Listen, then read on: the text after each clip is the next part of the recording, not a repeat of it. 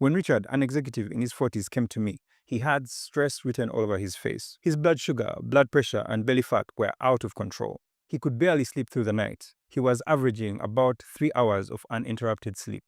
He had big plans for his career and family, but with his health worsening, the future just seemed dark. He met me, we spoke, we drew up a plan, and he got to work. Hi, my name is Dr. Etuket. I help executives with type 2 diabetes to move from constant fatigue and poor focus to peak energy and mental sharpness by normalizing their blood sugar 2 to 5 times faster than they ever would by depending on medication alone. Today, I want to tell you about one of my clients called Richard. This is what his path to diabetes freedom looked like. Needless to say, everything is color-coded, so of course red is bad, orange is borderline, and green is good. So Richard came in on the 10th of July, 2025, and as you can see, he worked with us till the 7th of November. His weight when he came in was 94.8, and his body mass index, his weight related to his height, was 26.2. This should be less than 25, ideally. And of his weight, 32.2% was fat. So 32.2% of the 94.8 kilos, that gave 30.5 kilos of his weight being fat. It's not just important to know what your weight is. The scale could tell you you've lost weight, but you've actually lost muscle, which is not good. It's important to know what's your starting fat mass, what's your starting muscle mass, and then see how to keep making progress. His muscle percentage, 29.9%. This was low. It should be at least 35. That's what I target for my male clients. Yeah, so 29.9% of his total weight, making 28.3 kilos being muscle mass. Over the period, 10th July to 7th November, he lost 6.8 kilos of total body weight.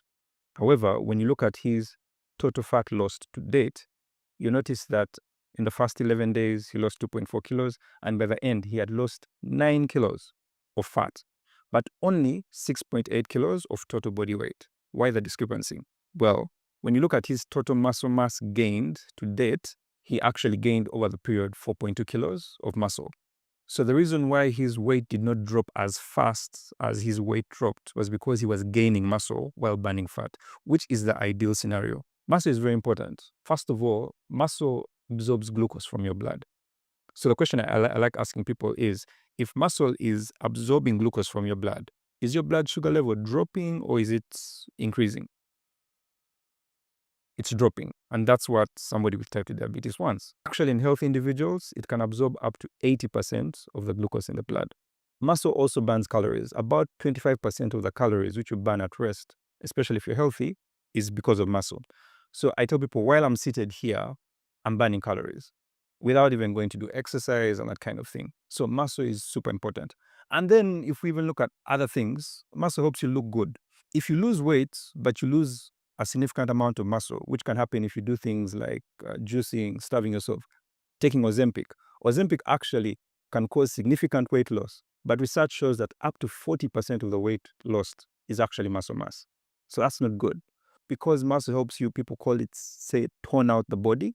You get that kind of definition of the different parts of your body because of the muscle. You end up looking good and you feel confident when you fit into your clothes and when you look into the mirror. And then, of course, you're building muscle. It's giving you energy. Everything which I do in helping people is centered around muscle. I need to make sure that you are boosting your muscle mass, or at the worst, keeping it constant. If you're keeping your muscle mass constant while dropping fat, 80% progress. But if you can do both, then I'll take that closer to 100%. Visceral fat, the fat around your intestines, which causes insulin resistance, putting you at risk of high blood pressure, type 2 diabetes, abnormal cholesterol levels, abnormal triglyceride levels, fatty liver, and all the complications which come with these illnesses. His visceral fat dropped from 10, and as you can see, he got into the green, 7. Now, let's look at his other measurements. His blood pressure at the start was that. So the systolic reading, the upper reading was borderline. Diastolic was actually high. Let's look at his sugar. He started out with an HbA1c. His blood sugar control over the past 3 months was 10.3%. Over this period, he was able to drop it to 5.9. So ideally, it should be less than 5.7. And then he was just about there. I'm sure now he must have gotten there. His CRP was 2.7, and that was borderline. It should be less than 2, ideally. CRP is a measure of the degree of inflammation happening in your body, together with chronically elevated insulin levels due to eating the wrong food or eating too much food, normally eating the wrong food, and also chronic stress. Chronic inflammation is a cause of insulin resistance. Actually, those are the three scientifically proven direct causes of insulin resistance, which means if high insulin exists on its own, it can cause insulin resistance. If chronic stress exists on its own without any added thing, it can cause insulin resistance, and the same for chronic inflammation. For somebody maybe who has their lab results and is trying to follow along, you may notice that my cutoffs are a little bit more stringent. The reason is these conditions, high blood pressure, diabetes, cholesterol issues, and so on, they are not like HIV, hepatitis, positive, negative. No, these have a borderline zone where damage is also happening. You can't be about to get HIV or about to get malaria or about to get COVID. No, you either have it or you don't. You understand? Yes, but here you can be about to get type 2 diabetes. But nonetheless, even in the borderline zone, pre-diabetes, damage to your kidneys, liver, and so on is still happening. So I try to keep people as far away from the borderline ranges. Is that unreasonable? Triglycerides put you at risk of heart attacks and strokes. So they should be less than 0.8. His were 1.7. HDL cholesterol protects your heart. It should be at least 1.5. So his was low, 0.9. And if we do the ratio of triglycerides to HDL, so 1.7 divided by 0.9, it gives you 1.8. A triglyceride to HDL cholesterol ratio of more than 1 really indicates significant risk of heart attack or stroke. So the ideal is you want to get it to 1 or less. And as you can see, over time, triglycerides dropped to 1, HDL cholesterol increased by 0.2, and his risk of heart attack dropped. So you can see everything really moved to either green or orange. Now, you'll ask, how come he did not get to green? No, this thing didn't work. It's a process, please. So that's why I call it the path to diabetes freedom. What we help people with using our proprietary system, the diabetes freedom formula, is we equip them with 3 tools. The first step of it is eat to burn. Most people teach you to starve to burn fat, do juicing, don't eat, miss your meals, and so on. We tell you to eat to burn. So we believe that the right food, in the right amounts, the right type, is actually medicine. And if you eat the right type of food, it will cause your insulin levels, which is the most important cause of insulin resistance, to start dropping. And once those levels start dropping, you will start burning fat. And by burning fat, you will reduce your levels of insulin resistance, with the opposite being you will improve your insulin sensitivity. So all the foods are local. It's local food. There's no so-called superfood which are going to give you, no supplements.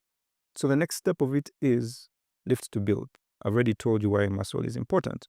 Many people choose to do endless cardio, jogging for a kilometer every day or every other day of the week, doing lots of aerobics, Zumba, and all these kinds of things, which are super tiring and actually make you lose muscle on the long term. We teach you to lift weights. And again, it's not just about lifting weights, because there's a way you can lift weights, which is actually cardio, which again starts working against you. There's science behind all this stuff, and you have to know how to get a precision-based program, something which actually applies science to make sure that you can build muscle while doing the exercise. Many people try to use exercise to burn fat. I tell people, no, use exercise to build muscle and then use the nutrition to burn the fat. And in that way, they synergistically work together. That's how the dream works. And then we teach you to rest to boost. Rest to boost recovery. Recovery is how your body rejuvenates from the stress of the day, from the stress of exercise, because exercise is also a stressor to your body. Yes, it stresses your body, it causes inflammation to your body. So if you're lifting weights, it tears up the muscles, it damages them, causes inflammation. It's like a profit and loss statement. If you can earn more than you spend, you'll make a profit. Even if you damage muscle doing exercise, if you can build back more due to the right recovery, you'll end up building muscle in the long term. So muscle growth isn't like this. It's like this. Destroy, build more. Destroy, build more. Many people do not take seriously how they wind down their evening. If you're doing the wrong things in the afternoon, in the evening, they're going to impact your sleep. It may not be today, but if you keep doing the wrong thing, over time, you're going to notice that your sleep is going to be disturbed. And typically people say, I wake up at around 2 a.m., 3 a.m., and I can't go back to sleep. Then maybe I go back to sleep at about 4:30 or 5 a.m. when I should be waking up. If you're waking up at 2 or 3, I don't need you to waste money going to do tests. I know that your cortisol levels and some other stress hormones are out of balance. So it's about learning to build a routine tailored to you, tailored to your schedule. Where do you stay? How long do you take from work? Commuting from work? Taking into consideration all of that, and then seeing how you can build a wind down routine to ensure that you start sleeping well. Richard was sleeping for at most 3 hours of uninterrupted sleep.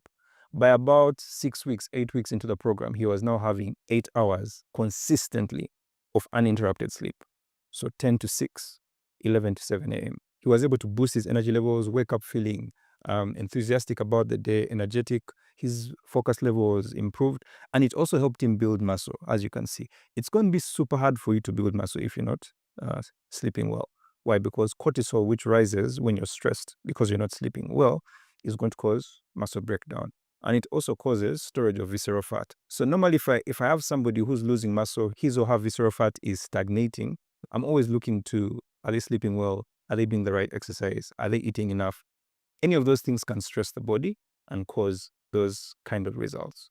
Bare minimum, we work with people for 4 months. Some of our clients continue working with us after that. But I know in 4 months, if you do the work, if you lean in for the support which we give you, you'll have your tools, and then you would have learned. And then 4 months of constantly doing it, it should now become part of your daily habits, such that even if you don't want to work with us for the next 4 months, you have your lifelong tools. And that's something which I give people as a guarantee. Unless you are not serious when you started out, there's no reason that you should not follow through with this for the rest of your life. I only work with people who I'm 100% sure I can deliver on the goals which we discuss. And then also for people who I'm decently sure that they'll follow through the guidance which I'm going to give them. Because I wouldn't want to work with someone who's not going to get progress for a system which actually works for everyone who follows through. So by using our proprietary system, the Diabetes Freedom Formula, I'm 100% sure that you will continue to make progress as long as you keep following. And why is it easy to keep following? Everything is local. Everything is natural. Richard made amazing progress, and I'm super happy for him. I know that if he continues to implement the Diabetes Freedom Formula, eat to burn, live to build, rest to boost, we'll continue making progress. So I hope you found this enlightening. Hope you derived some value from it. Have a great day. To your freedom, Dr. Andrew. Speak soon.